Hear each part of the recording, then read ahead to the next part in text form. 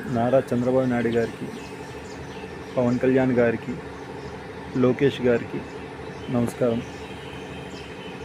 నా పేరు రొక్కం అశోక్ కుమార్. నేను జమ్మూ కాశ్మీర్లో బీఎస్ఎఫ్లో జవాన్గా పనిచేస్తున్నాను. మాది శ్రీకాకుళం జిల్లా కోడబొమ్మాలి మండలం చిన్నసాన గ్రామం. మా తల్లిదండ్రులు మా గ్రామంలో నివసిస్తున్నారు. మా గ్రామానికి చెందిన రొక్కం కరుణాకర్, సన్నాఫ్ బాబురావు, రొక్కం వరప్రసాద్, సన్నాఫ్ బాబురావు అనే వ్యక్తులు